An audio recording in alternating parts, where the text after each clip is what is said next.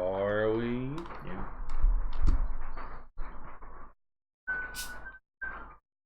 Oh, you need our pictures. Oh, yeah, okay. Here, you got it up. I made it. So we're not wearing what's in the picture. We're not facing the same direction either. So, you know. Pictures at the very end of the show last week. You know, I always like to find us looking stupid, which is not all there. No, I would imagine not. Southern Nights. Have some chit chat for a minute before we start this thing. I'm guessing you're going first. Yeah, I've already got this thing laid out. So yeah. Yeah. Had you played Beachhead 2 before? No, I hadn't. And I'll reserve my Look at this boil water advisory. Oh yeah, that's us. 100%. They put things on everybody's doors. What's happened? Do we know? Yeah, down on John Street. Down on John. Where's that? Is that the little street down here? Yeah. It done gone boom. Really? Yeah, they busted a main. Are they working over there or something? Yeah, they're working right now. No, but I mean, what were they working on? Nothing. No. It just broke. Okay, that's what I was wondering. And water was just streaming out. Not the best timing. No, at least it's raining now, so we got that going for us. How is that helpful for our water situation? I'm just saying it's compounding our. Of course, pain. It's raining. It's record day. Yeah, true. Every time thing rains on record day. The game up is Future Wars. You'll have to change that eventually. Oh, I can change it real quick. You want me to change it? Yeah, go ahead. I'll let you. Last time it wouldn't let me change my account. Our Vectrix died last night. What do you mean? I was showing it to the boat's guest. I loaded up a game. We played it. I reset the game. It'll come back on. I mean, when I say it comes back on, I mean it physically it fires up. I think the reset switch is stuck, which is a bummer. So I guess I'll have to pull that. Our worst nightmares have come true. Well, that's why you're never supposed to touch the Vectrix. Yeah, we own the Vectrix, so we never use it. That dude he was very impressed with Vectrix. It was his favorite thing in here. Until it broke. But he gave me a good sound whooping at King of Fighters. I've forgotten everything I knew about that game. Help. Live stream. What?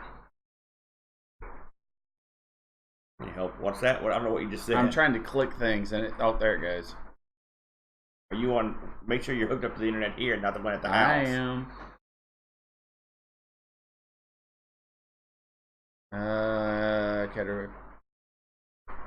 Just put in my game. Yeah, whatever you want.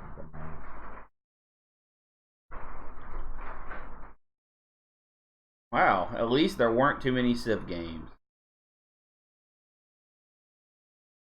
Pretty much got this show built, except for whatever we talk about no more. So just start thinking about games you want to talk about. They're not the war games, the game of war segment at the beginning. How do I save? It'll probably say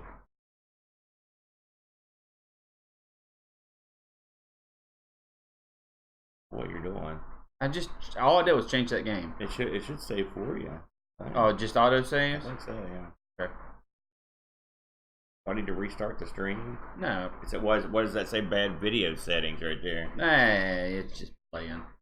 Oh, what? No, seriously, Brent, what does that mean? I don't know, man. I don't think it's an issue.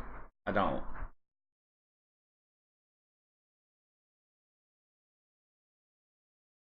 Although for some reason, you know what? It's all good. Everybody's happy. I noticed that we're not streaming. Here we are. Our picture's not moving. That's because I stop every time I go there. I hit stop on those. Southern Nights. Heard that song. I can't get it out of my head.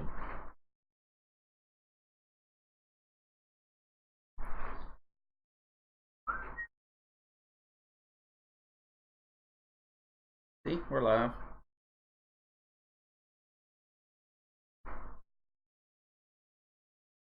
We'd probably put a lamp on that chair, and we would look pretty well lit. Well, yeah, because the light is above us, and that's usually bad. I've got a lamp. Do you think I should put one over there? I know, when you take that long to say something. Well, I mean, yeah, I think we should, but also I don't think we should because we don't have time. We got time. We're so far ahead of where we... Yeah, well, that's kind of true. Also, I'm afraid you're going to wreck the world. So, Aaron, yeah, I want to install the posters. Me too. This week. Okay. When, okay by me.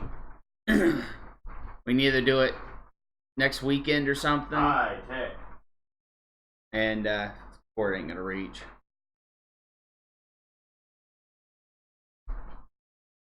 Go on, I'm listening. That's it. Have you got a plot on how we're going to install these said posters? I'm going to assume magnets. You're getting... Tracy's on the same boat on the same week. I mean, it's one of those things that,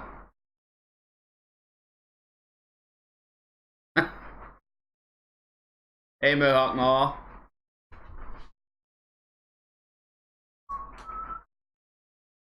Lovely. Nice and warm. Oh, look at us. We're all homey now. Homely. Actually, for War Games, wasn't there a television show called War Games? Movie. I know there was a movie called War Games. That's what we should have played.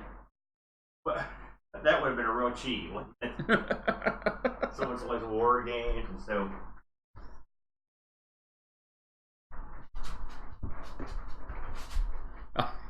Mohawk Mall wants us to get in the ring with the double cage and the double rings. That's where I got the logo for this week's episode. Ironically. You ready to put this thing down? I think we did that last week, didn't we? Yeah. Do we have to make a chat to tell us if we sound a little good enough? Mohawk Mall, do you support our visual and audio? Well, okay. Never mind. Do we sound and look okay? And by okay, I just mean literally just on the razor's edge of acceptable.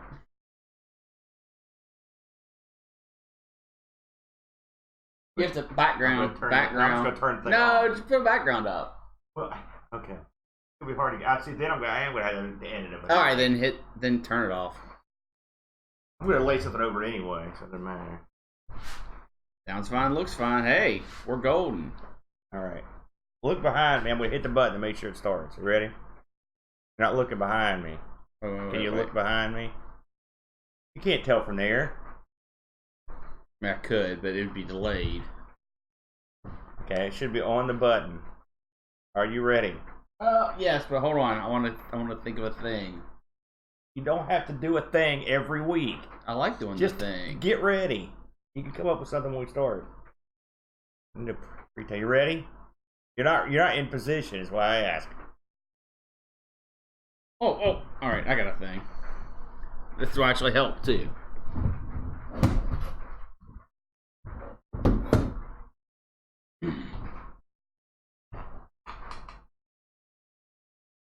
I'm gonna tap you. No, I'm gonna tap you. Yeah, but you're wrong. Huh? Why would you tap me? You're wrong. No, no. You just don't even. All right. The bits, you've got to be the straight man. No, I'm not ever gonna be that guy. Well, you are. No. You have to be. No, I won't. Just don't do anything. Just introduce me like normal. All right, are you ready? Yes. Okay. Give me the high sign if I get it. You ready? Hello, everyone. Welcome to a violent edition of ARG Presents. I am General Amigo Aaron, joined alongside that ragtag raptalion, no account, private, the Brent. Private the... Oh, would you get that over here? sorry. The private the Brent. We're reporting for duty, ma'am. My God, this war, we're doomed. So if you joined us last week, we spun the wheel, but we did not make the deal. The deal was made by our good friends in chat. Yes. And they chose a subject for this week's ARG Presents. And the subject they chose, Brent, games about war. War games, That's right. Now, that's a pretty broad topic, isn't it, Brent? Not really, but yes. Well, I mean, in terms of gameplay, there's about a million different ways you could play it. That war has been simulated on a video screen. And what is it good for, really? Well, good God. Anyway, we took a look at a couple. I mean, we went in very different directions. And by different, I mean Brent blew this topic up. Crazy time. And then which I guess is appropriate for war games. Wait a minute. Mine is the most true to the term. Well, we'll see about that. Oh my gosh. I stay a little more down to earth. So I thought before we went into our respective games, we would just chat a little bit about games of war that we've enjoyed throughout the years. Now, I'm going to start the ball rolling on this conversation. Because I'm going to go a completely different... Gee, there's a shock. Different direction, I know. When this category first came up, the very first game I thought about was one of the very first games I ever played, which was Combat on the Atari 2600. I also thought of Combat. Combat is a game, it's ingrained into my soul, into my psyche. It's a game that you played a ton back in the day because you didn't have anything else. It's a game that pits you against an opponent. You have to have an opponent in a battle of jets, biplanes, and tanks. Yes. Or multiple jets against one jet. You know, bouncy bullets, the whole 9 yards. Yes. A lot of variety. A game based on some of Atari's early coin-op offerings that were similar nature with the tank. So they already had the controls down, and it really wasn't probably the first home console game that gave you those tank controls that became so famous. What was your opinion of Combat from back in the day? Loved it. I love the ability to curve the bullets. I thought that was a great option that added a ton of strategy. Plus the bouncing is fun. I preferred the tanks over the jets and the planes. I agree. I never played the big B-52 against the little fighters. That was a good one if you were really above the skill level of your opponent. Yeah, I suppose so. Still a lot of fun, and it's funny because that was of course the pack-in on so many Atari 2600s, and a game that's still real well known and well thought of, and plays great. I remember sitting on your back porch after we got the ColecoVision working, and we had the Atari adapter thing stuck in. That's the first thing we tried out was Combat, and it was great. Do you have anything in your mind? When you think of war games aside from Combat, what was the first thing that popped into your head? Remember, No Russian, which is a scene from the Call of Duty 2, where you are a secret agent infiltrating the Russians. And you are, your task is to basically do a terrorist act on a Russian airport where you just go through and mow down all the civilians. God. Yeah, it was one of this, and this was before, a lot of modern day history, and it was so impactful on me. It was so disturbing. I tried to cheat that level about 100 different ways before I did it the right way. Where did you play this at again? This was on Xbox, modern consoles. But it encompassed for me the gritty, disturbing nature of war. Yeah, no kidding. And it is something that I won't go back and play the game now. But and most people, when you hear the Call of Duty games, they think about the multiplayer stuff. And in modern times, there is no single-player game. But this was while they were still writing compelling stories for the single-player versions of the game. And that was one of the most incredible scenes. Another scene from the same series, different game, is you are in a city that has a nuke dropped on it. And you live out the final minutes of being hit with the radiation and going through the slow, agonizing death. You're really bringing me down here. I'm just telling you, man. Pick something a little less freaking volatile. It's war, man. It's war, and these are Why did I ask you this? They're compelling scenes that, to me, is one of the things that really elevates video games above just games and puts it into art. Yeah, I do remember. I think it was called I think maybe the original Call of Duty, or it could have been Medal of Honor. It was one of those early, first-person shooter games. But they had you storm the beach in Normandy. Yeah, that's another one. World War II. And I mean, literally, you just got lucky if you made it on the beach. Yeah, and it did bring it home. That what a horrible time that was. It really. And that shows the gamut of video games and what they've done with the subject of war. Yeah, you have your gritty realism that really, I mean, if you just play the game side of war, where you're carving tank bullets and you're controlling 3 planes at once, or you're lobbing grenades in like a Worms type game. Well, it's funny. Worms is a good example of a war game that is a war on a silly low end scale. That's a lot of fun. We also recently did Scorched Tanks on the Amiga, very similar game. Yes, the lob artillery games.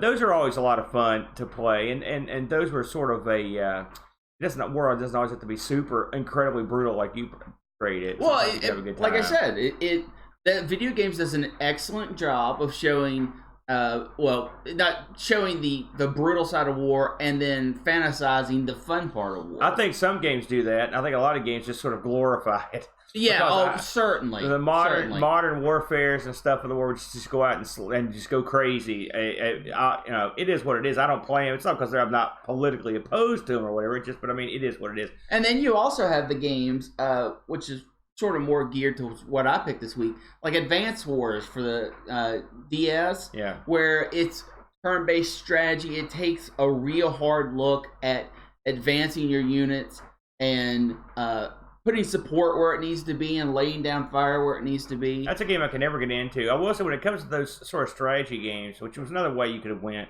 Absolutely. Command and Conquer is one I played, and Command and Conquer Red Alert. And I even almost thought about picking that Command and Conquer first-person shooter, like player versus player game, which I always thought was a lot of fun. And I know it was mostly hated, but I always enjoyed it. I thought it was a lot of fun to get with a bunch of people together and play.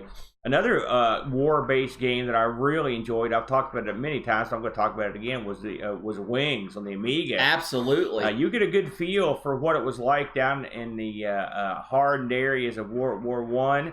I think it does a good job of giving you some of the glory of the battle, along with some of the drudgery of the battle. Sure, and it has it runs off that narrative rather than the visual spectacle of it. It really drives that narrative home, and it gets you to really feel what your character's feeling. Yeah, I think it does an excellent job. It's very simple the way they do it. It's funny that in the remake they added voiceovers to the journal. They do a good job too. I mean, they do. The remake I thought I was pretty impressed with it.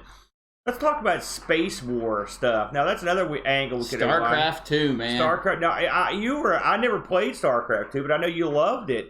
What was the appeal of that game? Well, that was a whole lot of more control your units, move, tactical. You've also got your Star Controls, where are more arcadey, but there is some, when you play the actual game, there's certainly strategy in that. Which I never knew. I always just fight the battle. Sure, but if you play the actual game, it has a lot of strategy involved of where you put your troops, how you spend your resources, what planet you try to take. I mean, that's really good too. Now let's talk about some war-related games, like your Combat School. Or your you've got stuff like you definitely have to explain what Combat School is, because a lot of people haven't played that. I know you loved that, didn't you? Combat School is the fun and play style of track and field, but paired with a combat. You're in a basic training for combat school. Yeah, and it has sort of that kind of feel. And the end of that is kind of topsy-turvy from the rest of the game, because you're running obstacle courses, you're doing target practice on like little robots, you're rowing boats, crap like that. And then the last stage of that game, you're trying to save a hostage. That's the conclusion of that game. It's like Police Academy. You're at the academy, and all of a sudden it becomes all too real at the very end of it. Now, what about a game? And let's go ahead and I'd say these are war games. What about games like, say, your Heavy Barrel, your Contras, that sort of thing? That's to me, that's not a war game because I mean, you are in the midst of a war. But those are more you versus the world games, right? And I don't really classify those as war games because you don't. I mean, you are your own faction, right? As opposed to being you're representing bigger. Somebody in the faction. Sorta, I guess. You're just a lone rogue out there killing stuff. Even games like Soldier of Fortune, which is the same vein, you feel you're a bit more of a collective, even though you're just a lone running gun. Now, what about these games like these Tom Clancy games that were real popular back in the day? You got Rainbow Six, and you got and these squad based things. You ever get into those at all? Yeah, squad based. Those for me are less war games as well. They're I guess when it's just your side versus a terroristic side. And the terroristic side is nameless, faceless. They're just the bad guys. Right. It's sort of borderline type of war games for me. Right. But I do enjoy those. The problem with those is you have to play a lot of them to get good at them. And when you get good at them is when they really become fun. Right. Which I'm not someone who is going to sit down because I don't have the people who enjoy those type of games as well, so I don't really have a crew to run with those. Mm-hmm. So we don't play them quite as often. Do you recall? Have you ever played any of these MMO like war games, like your Battlefields? I know that's sort of technically, but what did you or your Star Wars as well? The Star Wars battle game, sure, Battlefront, I believe it was called. I play all those. Yeah. Those are certainly more geared towards war games because it is definitely faction versus faction. In my opinion, one of my favorite of those is one of the very first ones, which was Battlefield 1942. Yeah. Where you could get in all the different. I mean, all these evolved. Can you not do that anymore? Where you get in all the vehicles and fly the boats, or fly the boats? Can you fly those boats? That may be why I don't go to war right there. Oh, I'm gonna think there's a lot of reasons.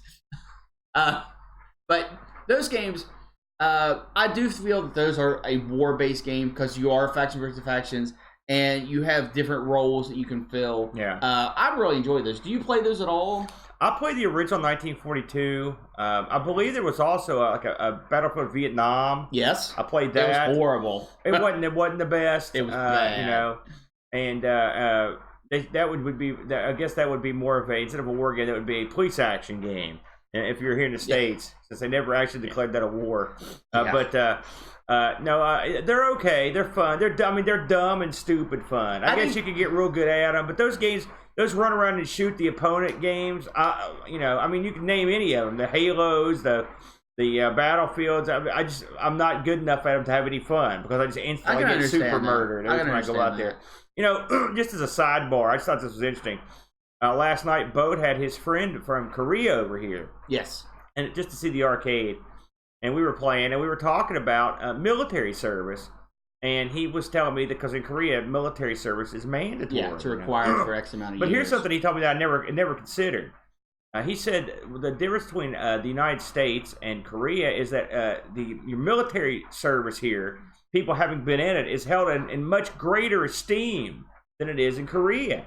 And sure, because everyone goes through it. Well, I thought about it, and I thought to myself, I guess that's because over in Korea you have no choice in the matter. You go in, whereas here you are making a conscious decision to go. We're a voluntary to put yourself army. at risk. Right. I mean, I still thought it was interesting. I never would have occurred to me about that, But and by the way, Boat's pal was a real good hand at some King of Fighters, I might add. Something I would not consider a war game. we had a good time.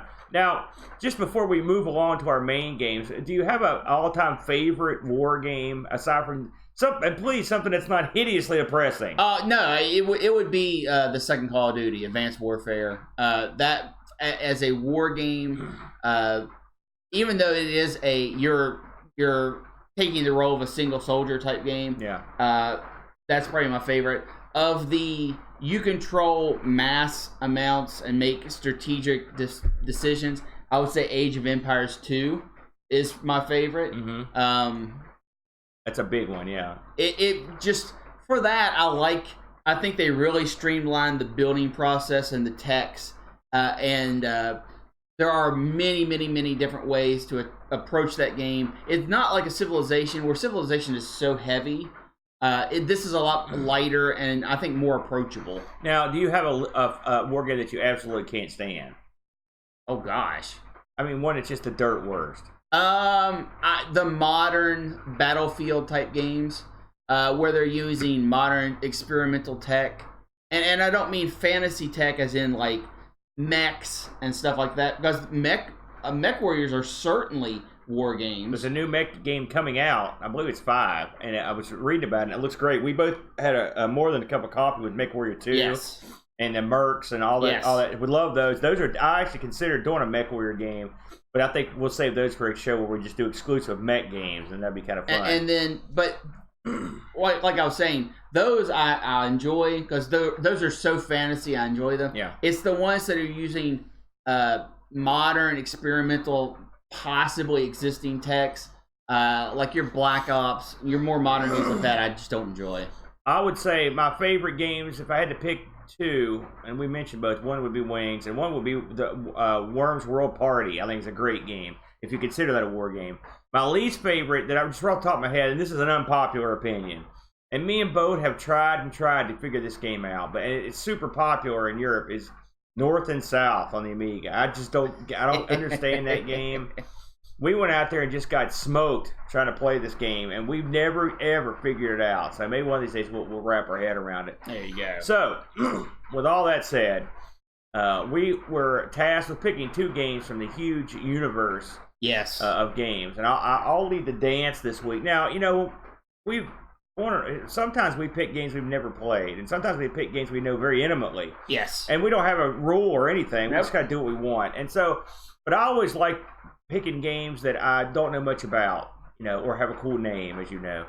This is a game, the game I picked, and I'll go ahead and say it was a Beachhead 2.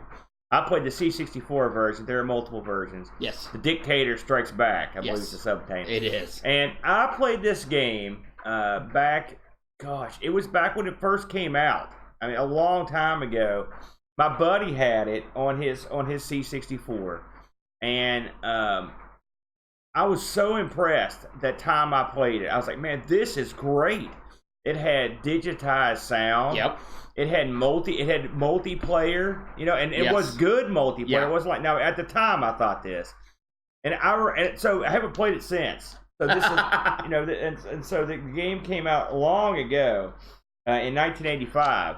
Yeah. And so, in fact, it's funny. I was either in 8th or 9th grade back in those days. I was a freshman or going into high school when this came out. So I probably would have played it when I was a freshman in high school.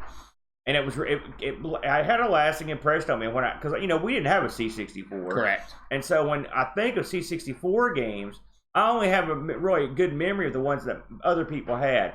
My friend Hose had one. My friend Rich had one as well. And so those are the games I remember. And so I thought, you know, I'm going to try something that I remember fondly and see how it holds up. Now, I am aware that there was a Beachhead 1, and the Beachhead 1 is a game of some renown. In fact, some people prefer it. It's a different game. But I never played Beachhead 1. I only played the second one. So I went ahead and I thought, you know, when I thought about a war game, I wanted something that was I wanted something that was sort of violent, but I didn't want something where I was going to cry when I finished it, like your games.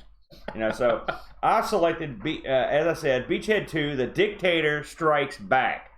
Again, released in 1985. It was done by Access Software. Now, there's a name we've explored a few times on the Amigos. Access Software made a lot of interesting games, including the the Leaderboard Golf series. Yeah. Yep. And they were known for their really cool digitized sound technology that they implemented in a lot of their games. If you recall, World Class Celebrity, it's the old "he hit the tree, Jim." Yes, you know, that sort of thing. And this game, it comes on hard with the digitized sound, and that's one of the things I remembered about it, which we'll get into that in a moment. Now, this game was created by the Carvers, Bruce and Roger Carver, this game was pretty well regarded back when it was released. Again, I read a lot of reviews that said today they like the first one better, but I don't have a base for that, so maybe one of these days we'll try the first one. So this also came out on the Spectrum and the Amstrad. Now, I did not see the Spectrum version. I think it came out on the Atari as well, 8 bits. Yeah. I didn't see the Spectrum version, but I did have a quick look at the Amstrad version. I was expecting really awesome gameplay. I'd say the Amstrad version I didn't think looked very good at all. It was a lot faster, but I thought it was a lot uglier. I thought the C64 looked by far the best. Did you look at which ones did you look at? I looked at I watched videos on the Amstrad and the Spectrum. I mean, I would love to have an Amstrad too. We've got the Spectrum working now, so that was on the list. So, what is this game? Well, in the first game, apparently you helped put down a dictator, and so now the dictator's he's not going to just sit there. They're dictators. Right. What they are is in their name. So what separates this game is it's 2-player pretty much for the most part for every level. You've got basically this is like the bar games of violent combat. That's what it reminds me of. If you ever played Accolade's bar games. So what's taking place here is basically infiltration of the dictator's Stronghold. area, right? And you're trying to go in there and with your soldiers and rescue these prisoners and get out, and then ultimately take out the dictator. So, how do you do that? Well, the first level. Now, and I'm going to speak on all these levels, with the exception of really all the levels have 2-player elements. So, and one person will play the dictator side, and one person plays the hero side or the allies. So, on the first level, this is simple. If you're the dictator, you are a turret, a gun turret at the bottom of the screen. And all you have to do is shoot every good guy you see. Yep. The good guys are dropped out of airplanes that are coming over, paratrooper style. By the way, our grandfather was a paratrooper. Yeah. He had nothing good to say about it. He did not like it. They used to drop him in these paper jets or paper planes behind gliders behind enemy lines. He said he never was in one of these days. It didn't crash. But anyway, you're dropping these guys out of planes, and you sort of time when they come out. Yeah, you control when they actually drop. And then you drop in behind the walls. And your ultimate goal is to go down and blow up this gun turret. But basically, you're trying to get your troops through this series of walls and out past the gun. Okay. Again, the gun just shoots. So you're ducking behind these walls, and you're going to lose a ton of guys. Yeah. Okay, let's go there. It just because the gun that they're using is not a little pea shooter. No. It is a brutal machine gun of death. Yeah. And so as you drop these guys out, the guns are shooting at them in the air. Then they hit the ground, and whatever's left line this top set of walls. Yeah. And you can see these little dots behind it representing guys. All right, they're little dots like their little heads are peeking over. Then they take off running, and you're trying to gun them down. And so your strategy is, sadly, you have to sacrifice a guy to get a guy. Maybe sacrifice a couple guys to get a guy, and you can determine which way you're going to send them. With the joystick. And they come shooting out from behind the wall, and you try to get as many as you can through. And if you get close enough, you can throw a grenade, blow up the gun turret. Now, which another one just replaces it, right. But it gives you points, and that's it makes you happy, makes you feel joyous. Now, what do I like about this level? Well, a bunch of stuff. For starters, anywhere the gun shoots, it leaves a trail of bullet holes, basically, and so. I remember my buddy saying, "Watch this," and he was writing his name on the wall. I remember thinking to myself, "I was like, this is so awesome!" Wow, you can write your name in the game. But I know this sounds so. And there was no, unlike modern games, I don't think there was ever a point where you shot one to make another one disappear. I think they all just, like in modern games, if you're shooting a bunch of bullet holes in the walls. Eventually, you shoot this one, and this one over here will disappear. They stay. They stay the whole time. And that's at every level with the gun turret. They stay. So now you would think to yourself, how in God's name are the good guys going to get through this? Well, the gun turret, the turret is slow. Plus, you have to left and right slow. It doesn't just go left and right. You have to kind of aim up and down. The arc of the bullets to determine how far they go. Like if you're shooting up in the air, you've got to have that thing shooting real high. and it's just a steady stream of fire, but you have to kind of hone in. It's slow. This is the advantage that the Allies had to get through the gun turret. Which is not much of an advantage. Now, thankfully, I had played as the dictator a bunch of times before, so I had knew what that was like. But because really, 2 players where this game shines. Sure. But the 1-player version, it does okay. It's good. So once you 3 difficulty levels. The second thing about this first level that's awesome, this is sort of sprinkled through the whole game, are the sound effects. The gun's always going on. Now there is really no music in any of these levels, but the sound effects are a gun shooting off, and they sound good. But what's great is when you get a hit, the guy will go, ah, or he'll be like, medic! Yeah. I love the medic. That's great. And it's amazing how much... there is no medic. No.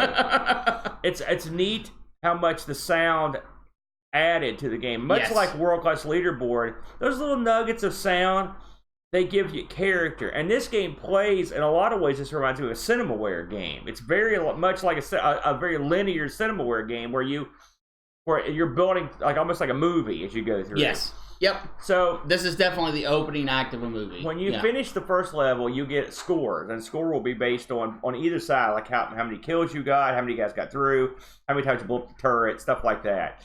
And there's a dictator side and there's an ally side or a good guy side.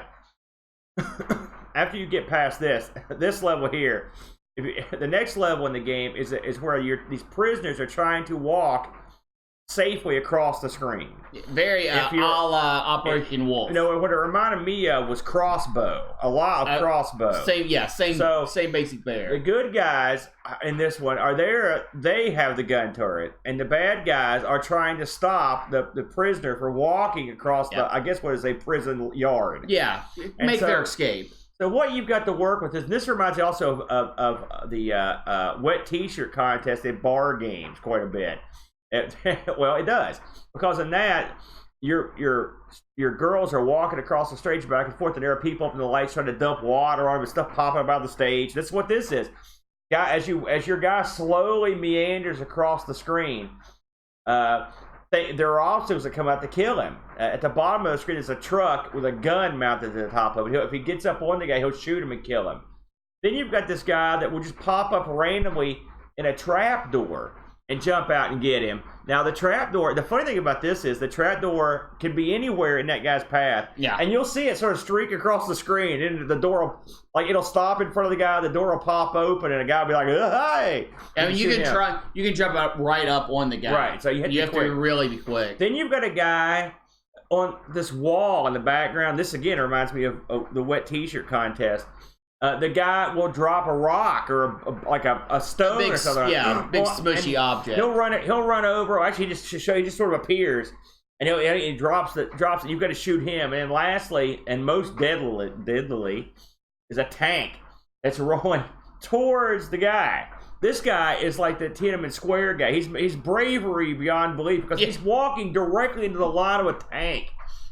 So it's your job with the gun, if you're the Allies, to try to shoot this stuff out of the way. Now, you can shoot the trapdoor guy just by shooting him. You can shoot the guy up on the stage. The guy on top of the wall. If you can just see the tippy of his head, you can still shoot that little tippy and kill him. You can shoot the gun truck, and you can shoot the tank. Again, the gimmick in this is the arc of that gun.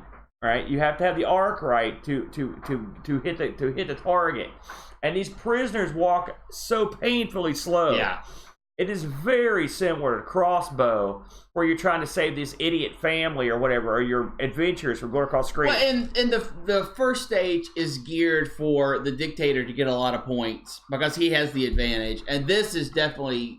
And this is definitely geared for. You don't think the dictator has the advantage in this level? You've got all that stuff to choose from, and you can use. If you're the dictator, you can actually pop the stuff out and use it. Well, right, but I still think the player has the advantage because being in the gun turret is so powerful, and even if you don't rescue a bunch of guys, you're racking up points on everything you shoot. When you get a guy out of this stage, you feel like a real stud. Yeah, in my opinion. I mean, if you get 4 or 5, that's a lot. So, and then, and something I should mention is when your guy gets ran over by the tank, The scream he gives out is top shelf. It's pretty rough. Now, I read the same people that did the audio in this, did the audio in Impossible Mission, stay a while, stay forever. And this is another, they had that classic when you shove that guy down the elevator shaft, you'd be like, this is what that reminds me of. And it's this guy gets crushed by this thing. Yeah, it's good. Crazy clean audio. It's real good. So then, of course, once you get however many prisoners across,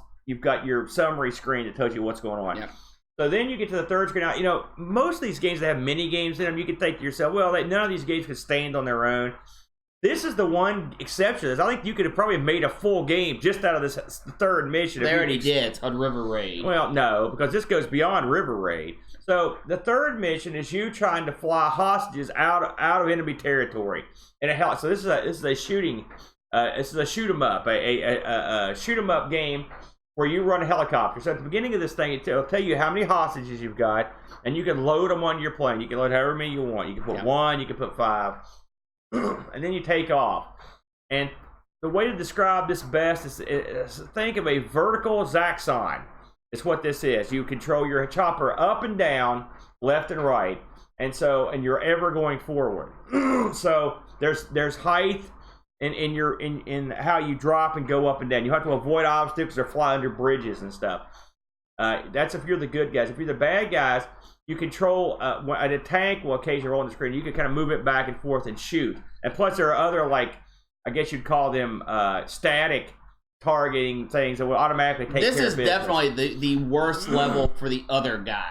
This one's a lot of fun, and I thought I was actually pretty good at this one. I did pretty well at this because I played a lot of Zaxxon back in the day. There's a lot of judging of height, and they've done a good job in this because the level's not long, but it's pretty detailed. There's cool bridges, and there's like those things with the arm would come down to stop your car. There's buildings you can blow up for extra points. There's all kinds of like weird like windmills and turrets sticking up you can shoot. It's fun. If your chopper gets blown up or you run into something, all those hostages you lose that were in it. You have to go back and reload with some more hostages and then go again. Make 3 passes. I thought this was a good level, and like I said, I think this could have been fleshed out in like a full game. It was good if you're the good guys. If you're the dictator, it sucks because you don't always have something to do on screen. It's still neat, and it's a lot of fun. I thought this was a good level. Again, good sound effects. I don't remember any major. Were there any actual audio cues on this? I don't think there's any digitized stuff. So, and again, you get a summary score to that one. Then you get to the final level, and again, this all builds like a movie. The final level, it's the Allied commander, the hero commander, against the evil dictator, and they're on opposing almost like docks that set over this dark cave lake. And I mean, this atmosphere is awesome. You're in a cave, there's water in it. You're on these opposing docks, and it's a knife fight. You're throwing knives at each other. This reminded me a little bit of the Three Stooges pie level in some ways. If you can move a stooge with the pie, you'd be in, because that's what it reminded me of. So this is simple. You or your opponent have to hit each other 4 times with the knife, and there are 9 rounds of knife tossing. So as you throw these, when you hit someone 4 times, they go like and they tumble head over off the dock into the dark water below. Pretty awesome. Also, the dictator is a jerk who will occasionally go like, "You can't hurt me," and he'll like, he'll laugh. He does the evil shtick. I love it, and you can hurt him, and it's joyous to do so. It's a lot of fun. Again, I remember playing this level quite a bit back in the day because me and my buddy the knife fighting is actually pretty fun. I think you can have like a couple knives in the air, and you're throwing one knife, and then you're trying to guess where your opponent's going to shamble. When these guys move, they literally just kind of like, it's a very cautious move. Let's put it that way. I don't know if the docks are slippery. I don't know what's happening, but they don't move real fast. They go pretty slow. But the knife fight is a lot of fun, and now 9 rounds of it or whatever, it maybe gets a little old. Maybe you cut that in half, and you got some. Plus, what I would have done is not have you kill the guy after 4. Maybe you kill him after like 10 or so.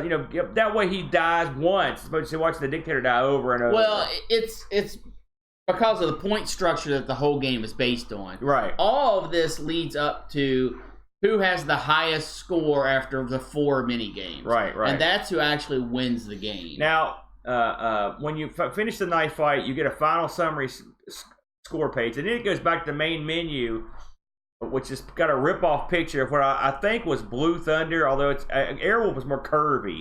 But if you ever saw the movie Blue Thunder, the chopper in it, that's what it looks like. There's a chopper picture on the main screen of this. It looks sort of like this. It's more like red than blue. But and then it'll give you your final tally of your scores and tell you who won. I should mention there are 3 difficulty levels. Yeah. And they just increase speed. They make the person you're not playing a lot better. Right. Easy is too easy. Hard is too hard. Normal is really a fair place to put it. Yeah. This game got real good scores, Brent. I mean, overall, it was pretty well received. Commodore Force gave it an 83, which I've not even heard of that magazine.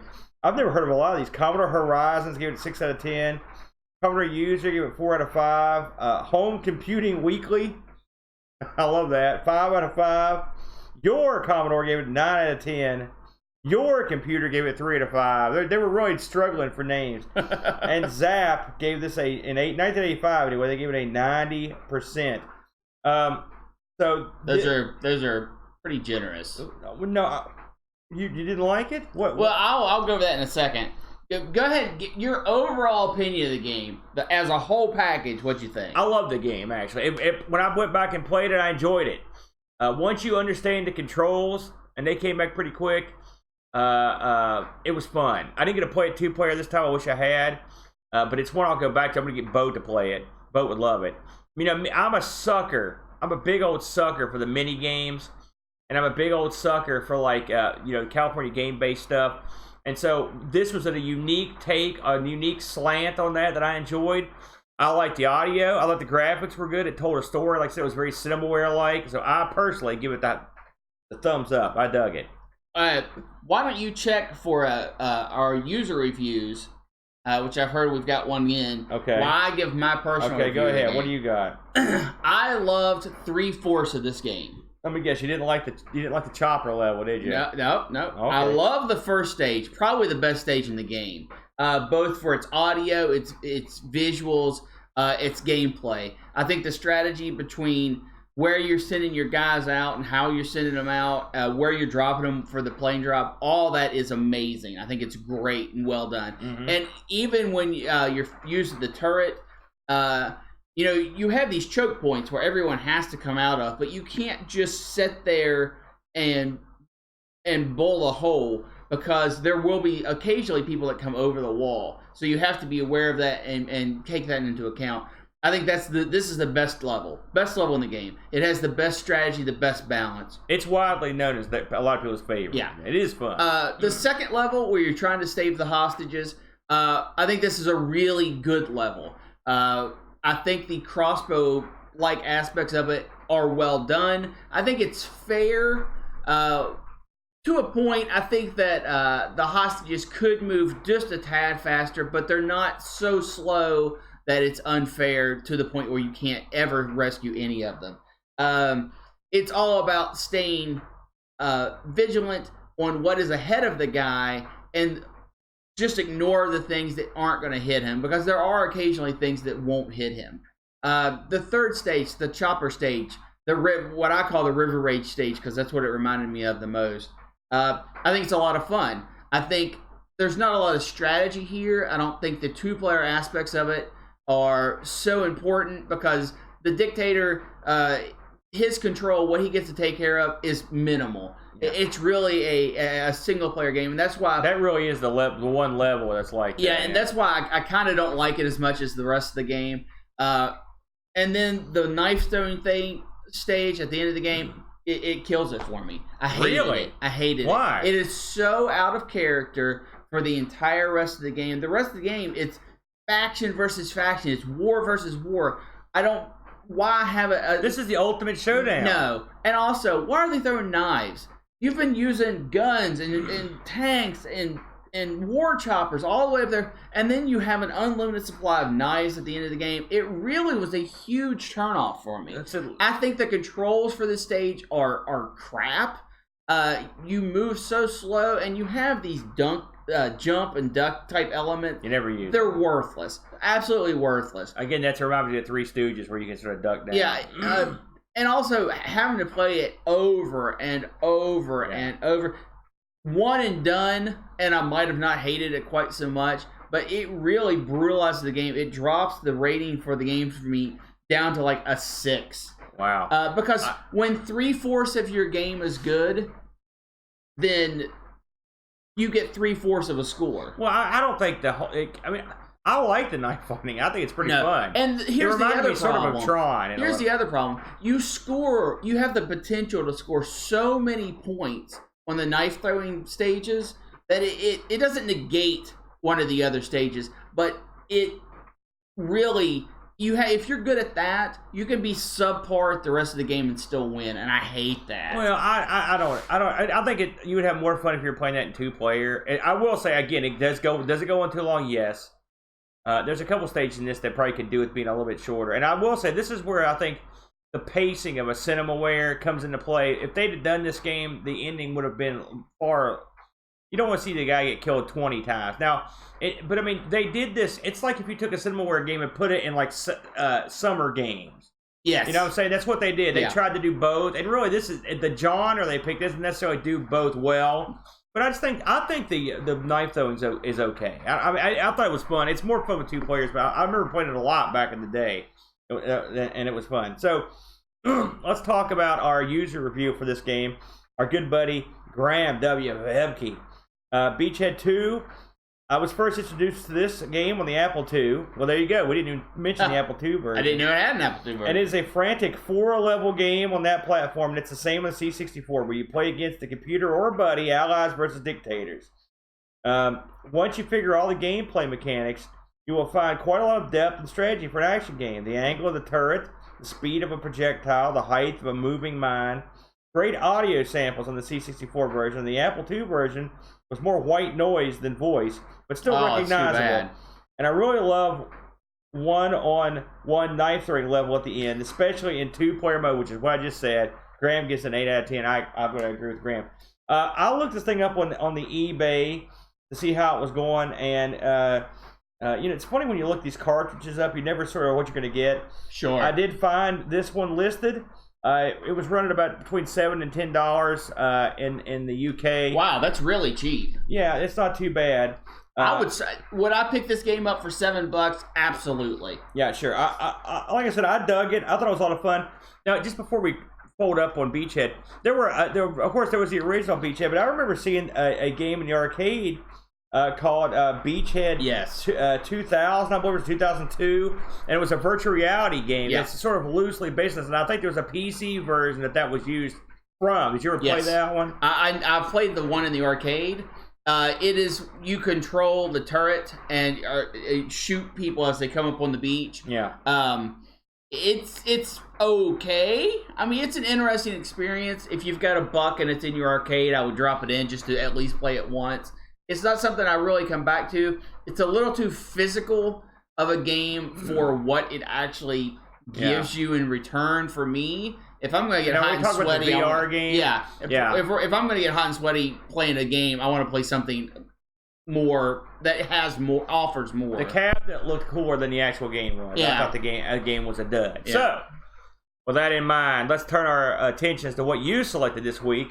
So, bro, what is your game about war? Well, I went the entire other side of the spectrum. Yeah, you did. Where you went light and fluffy. I went hard strategy with the Civilization series. I don't think it went light and fluffy, but yeah. Civilization, obviously a well-known game throughout the ages, but a lot of people don't know its roots, and that's something I want to talk about today before I get in the actual game. Yeah. Civilization started out in 1980 as a board game. Okay. And this was a board game that did so much that was unheard of at the time, with its tech trees and its trading and its backstabbery. Backstabbery? That's right. That's when you throw a knife and it hits the guy right in the back. Ow. Thank you. This is a game that when it came out, like I said, 1980, this stuff hadn't been done before. Modern day Euros hadn't gotten to this point by a long shot. And this came out in the UK and was a big hit, and Avalon Hill picked it up and brought it to America, and it was a big hit over here in the 80s too, because it was something no one's ever done before. It was such a big hit, in fact, that Sid Meier and Bill Staley were playing it and said, you know what? We're going to make a video game about this. And it took them a while to get there, and many people tried before. This, like I said, this was a big thing. Other companies had tried to take Civilization, the board game, and make it into a video game, and it went off in different paths, and different series came from it. But it was Sid Meier's and Staley that really said, we've got it now. And they did. And they nailed it really, really well. The strategy and all behind it. The tech trees. And I did not know this, but Civilization, the video game, is credited for the tech tree aspect of video gaming. Which at 91, I think, is a little late for that. But they do get credit. I don't think they get credit for being the first. I think they get credit for popularizing tech trees in video games, which has spread to all types of video games, not just strategy. I mean, you find them in your role-playing games, your MMOs. You find them in even your first-person shooters have tech trees now. So that's another feather in the cap, as it were. So in 1991, Civilization came to the computers. And if you've never played or heard of Civilization before, you take the role of a leader and you are dropped on a landmass that is supposed to be the planet Earth or a random landmass.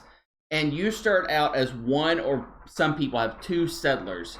And you settle a town and you use the land's resources to mine coal, grow food, increase your population.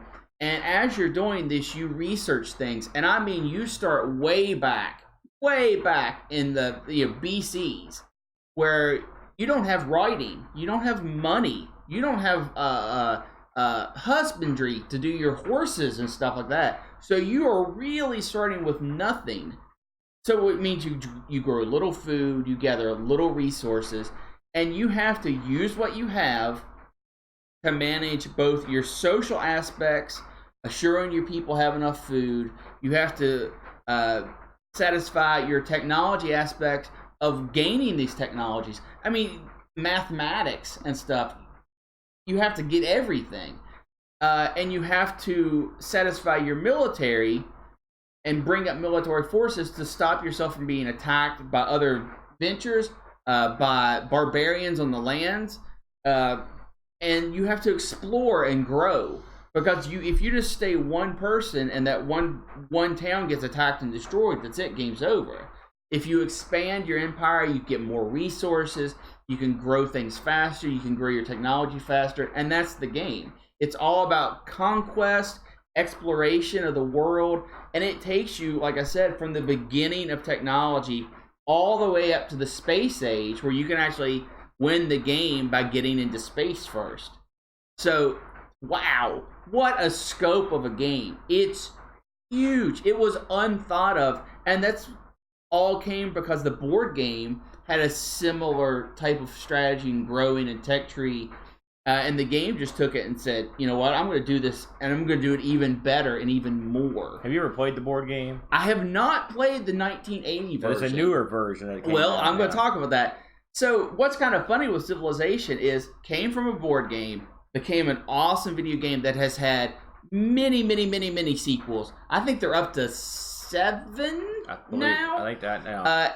And some of those are split off into sub-packs. Like 4 has like dozens of expansions. So when you have something this popular, of course you're going to do things with it, and they made board games out of it. And I'm not talking 1 or 2 board games. There are literally dozens of board games and expansions based off of Civilization, the video game, which was based off of Civilization, the board game. Yeah, so it really came full circle. I there's no way to go in depth with Civilization. It's impossible. There's so much to go into. We could literally talk for days about tech trees and units, because all of your armies have unique abilities and scores. And in the first Civilization, everything was just represented by squares, because that's what the game pieces for the board game were. You just moved squares around that represented your army, and the more squares you had, that was how strong your army was. And Civilization, the very first one, really took that visual aspect of it and said, that's what we're going to make our game. We're sliding squares around, and it really works. It really works. In fact, so much so that Civilization 2 and Civilization 3, I skipped. I still played the first Civilization game because I preferred the visual elements of the original game. Now, have you played any Civilization games? It's funny, of course I have, because me and Boat covered this on the Amigos, a while back, and for the Amiga. In fact, to go back and look at this one, I went and looked at the PC version. Yes. Which is the one I was most familiar with, and since I just played the Amiga version, I thought I'd try to play the PC version. The Amiga version is better. It is. I think. But it is. It really is. But I played the PC version a ton, and I remember. This is a side story. I pirated this game back in the 90s, and this is one of the first games I remember getting the pirated version. I'm like, here we go, let's play, because this game is widely regarded. Threw it in, and without the documentation, you're boned. You got a 0% chance to know what's going on. So I remember having to go and find someone that owned the game, and I had to copy the whole manual. And by the time, and back in those days, you had to pay. You go to the library to pay for copies. Yes. You're paying a fortune. So, and I also destroyed the guy's book. So by the time I finished making all these copies and buying the disc and everything, I probably could have just went out and bought the game. Yeah. I remember thinking to myself, okay, I've stumbled onto something here. This is where you should go out and buy the game. And I actually ended up owning it. I've got the Amiga version in there. But when this came out, I mean, I'd never seen anything quite like it, and it was a lot of fun to try out. I wasn't a board game guy back in those days, so this was pretty new world for me. Sure. And it is neat. It's like because you determine first you determine who you're going to play at the beginning, and you determine which path they're going to take. Are you going to go into metallurgy? Or are you going to go into mining? Or whatever the different paths are. And it's fun. And normally when I play these games, ironically, this is the war games, I try to avoid war at all costs whenever I can. But I know some people don't play that way. They play a lot more aggressively. And they try to smash everybody, which I'm guessing that's probably what you do. It really depends on who I'm playing with and against, where my starting location is. You have to kind of pick that stuff up on the fly. Yeah, but I love this game. Back in the day, I mean, has it aged well? It's okay. It could be quicker. That's for sure. It's a long game. Yeah, and the board game is a long game. And in fact, the board game version of the game that this is based off of was widely criticized for being too long, because it was a 5, 6, 7 hour game. And me and you have played games of that length before, and that is a long time. But of course, with the computer, you can always come back. That's the good thing about it. And I can't imagine sitting down and playing this game in one setting. I remember sitting and playing it over a week. Maybe half hour, 40 minutes a day. You could, and depending on how well you did. I never actually launched into space. I will say that. But I've played this game. I've played many versions of this game that from beginning to end. Most of my victories do come from conquest. Eventually, the thing with Civilization that is so remarkable is you don't have to win through that. You can win through several different means, and in fact, the being able to do that gives a ton of replayability to a game that already has tons of replayability. Yeah. When you go down a tech tree, I mean, one time I might not do husbandry at all, so I don't have cavalry units, which really screws you later down the line. But it lets you focus on other things first. Yeah. And you can play like that. Of course, the old standards, the best thing, the most fun thing for me is that when you roll your tanks up on these hunter-gatherers, and they're who never advanced, and you just smash the crap out of them. They try to charge you with a horse. He's like, nah. That's the thing. I mean, if someone lags behind in their army and they're still got, bows and spears as their main weapons, and you're coming across with jet fighters just mowing them down and stuff, it happens. Yeah. It's crazy, and it happens. So a few aspects of this I want to touch on that I don't think get enough attention for these games. Since we can't go into depth on the game itself because it is so complicated, I want to take a second and talk about Bob Steely. Everyone knows this as Sid Meier's Civilization, and I'm not trying to take anything away from Sid. He is an amazing developer. Yeah, absolutely. And but a lot of people don't know that Bob Steely exists. And Bob Steely is the co-author of Civilization. He is the person who made Microprose, the developer studio that eventually published all this. He was someone that would sit down with Sid Meier's and they would play games. And he was a gamer, and Sid Meier's was a programmer. And they would say, you know what? You're really good at this game. I know how this game works. And that's how they made their games. They said, we want skill to be important, and we want knowledge to be important. And with that in mind, that's how they were able to really tackle the Civilization board game to make it into a game after so many other people failed, is because they had these two different perspectives on the project. And since his name isn't in the title, a lot of people don't know Bill Steely was ever a part of this, but he was. And he left the company and founded another gaming company down the line and sold that and made a bunch of money. And boy, he was independently wealthy for pretty much all his life. Must be nice. Yeah, and he's still around today and he's ran soccer teams. He's bought and sold soccer teams, I should say. He is currently running what is called the iEntertainment Network. He also does a ton of stuff with the military. He's in with that kind of crowd. So, Bob Steely, thumbs up to you, man. You did a lot without taking a lot of credit, and that's very noteworthy to me. Is the check in the mail? Something else with Civilization is how broad a spectrum it was played on. When this game originally came out, it was on DOS, so way back in the day. And it also came out on Windows. Came out on the Amiga, the Macintosh, the Atari ST, the Sega Saturn, the Super Nintendo, the PlayStation, and the thing I want to highlight today, the N-Gage. Yeah. That's right. This game had a port to the N-Gage. It came out in MS-DOS in 1991. It came out on the N-Gage in 2006. Well, late. 15 years. Sequels had already been made before it made it to the N-Gage. But this Civilization is not a port like most of the others. This is its own kind of squished together Civilization. It has more aspects of Civilization 2 and 3 in graphics, tech tree, everything else than it does in its namesake of Civilization. However, it is considered the last Civilization game because it was the last one to carry its name and not something else. Also, this is the last N-Gage game that was ever made. Really? This is the swan song for the N-Gage. You should probably explain what the N-Gage is to the uninformed. That's fair. The N-Gage was a handheld gaming system, portable phone hybrid.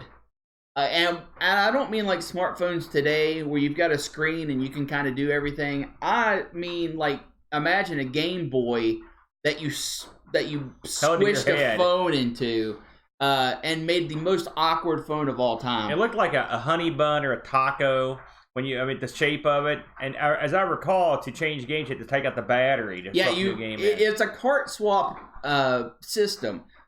So the N-Gage was very unpopular because it made a horrible phone and a horrible game system. Yeah. But it did do both. So it was really ahead of its time. It did have some exclusive games too, including this. I mean, this version was exclusive. It was. And we tell them how you came across it. Well, I wanted to play this exclusively as my game. Yes. When he told me that, I was like, "Arr?" So that's the game I picked, and I informed the world we're going to play Engage Civilization. And then I tried to play Engage Civilization, and there is not a functioning Engage emulator that I'm aware of that I could find. And I did research as well. I don't think there's one in there. Hasn't been one in there. And there was one that was sort of messed with, but that was about the effect of it. It didn't do anything. And I even said, you know what? Engage, how popular can those be? I'll go pick one up if I have to. No siree, they cost a ton. Plus, how much do you think this game for the Engage cost? Hundreds of dollars. If you buy it, just the cartridge, you can get it for about $200. Yeah. With the box and the manual and the whole thing, you're looking at about $370. They've got to be exceptionally rare. And this is not the rarest Engage game, but being that it was the last Engage game, it makes it a little rare by default. Right. So really, like I said, this was a mesh between Civilization 2 and a little bit of Civilization 1. They were squished together. The graphic style is not the square pieces. It is actually based off the Civilization 2 graphics. But the goals are all the same. All the tech trees are there, mostly. How you win through military or science, all that's still in the game. This packed a ton of game into a little cartridge for the Engage. And I have heard that when this was the developer that made this, which was Gryffindale Studios, when this project was over, they were the developers on this were spent. They were done because they had done the impossible basically and crammed all this into this little Engage cartridge. Crazy thing to note. For the Engage, this was published by Atari. Yeah, weird. Which I don't get at all. I don't understand how that is connected at all. But it's just one of those a new trivia fact. Well, in 2006, this would have been the super duper shell of Atari at that point. Yeah, and that's what makes it even more confusing, in my opinion. Well, they were using the name basically, so but it's still odd. Yeah, it's strange. But this is a huge title. Well, not when the Engage is not. No, I agree. There were no huge ones on there. So, Engage. I'm happy that you got a copy, a version of Civilization that is unique to your platform. I wish I could play you. If anyone ever sees this available in some kind of emulated form, I would love to play it because getting the hands on a new old Civilization game, it just makes me happy. Yeah. It makes me happy. You got anything to add to that, Aaron? No, I don't. But I think we do have a review, a Civ review here. Let me flip over here. I've never actually played an Engage personally, but I've seen. Oh, really? No, I've never. When would I've had one? Oh, I have played an Engage. Oh, yeah. Yeah. What'd you think? It was. Engage had two different versions. Yeah. The first one that they put out that they really pushed hard was absolute crap. Yeah. It did nothing. The second version of the Engage was okay. It made it an okay gaming system. The controls were well refined. But the phone version of it was still pretty crappy. Well, Graham W. Vetke had a look at this one as well. From him, I love Civilization. It's a wonderful strategy game where I have spent many hours on my Atari ST during my university years playing, usually as the Babylonians or Aztecs. I like the Babylonians as well. In a race to build your cities and take over the land. I've never played the Engage version, and it looks like a cut-down version of Civ 2, which is a game I know a lot of people love on the PC, which I played that one as well. But I prefer the top-down view of the first one rather than the isometric view. I do. I can't really give a score here because I've never played the Engage version. It must be a real feat for it to get on a mobile device. I agree with you. I agree 100%. 100%. Something else that's a feat, and it's a mobile device. It's the wheel. Hey! Now, Brent, tell them what we added this week to the wheel. I do believe we added point and click. That's right. Me and Boat covered a point and click this week on the Amigos, and so I'm hungry for. Give me another one. So All right, Rennie. All right, here we go. There she goes, and the winner is the people know before we do. It looks like we're button mashers. Button mashers. Now this was another Brent. I know you're a big fan of the button mashers. It looks like I'm gonna get pummeled this week. I love button mashers. Brent is a piston when it comes to button mashers, and so there are plenty of good ones to choose from. And this is a pretty broad topic as well, so I think we'll have a lot of interesting choices here. Yes. In the realm of button mashers. So. With that, we leave War Games. Anybody in the chat you want to say hi to before we close this thing down? We had a pretty big turnout today. We had Vicard, Steve, Mohawk Maw, Necronom, Retro Hammer. Ooh, Retro Hammer. Graham stopped by. Alec Mold, of course, was in. Creature from the Black Lagoon. Hi, all of you all. And since we are filming on Mother's Day here in the States, a happy Mother's Day to all the mothers out there. That's right. We love our mom, don't we? We do, 100%. She had to put up a lot with Brent. Yeah, luckily, I was the good son that took care of business for her. That's all true. That's true. I also got hurt a lot in my youth, and sometimes I was the one hurting. That's also true. So sorry about that, eh? So. Next week, button mashers. And until next time, salute. All right. See if I actually got the camera shut off. Sorry, Graham. Darn those time zones. Hey, it worked. I can't believe it. All right, guys, we've got to roll. We've got Mother's Day dinners to go to. We do. Lots and lots of them. We will talk to you guys next week. Have a good one, guys. I hope you join us next week for Button Mashers. Yeah, Brent's looking forward to that one, eh? I am. I love it.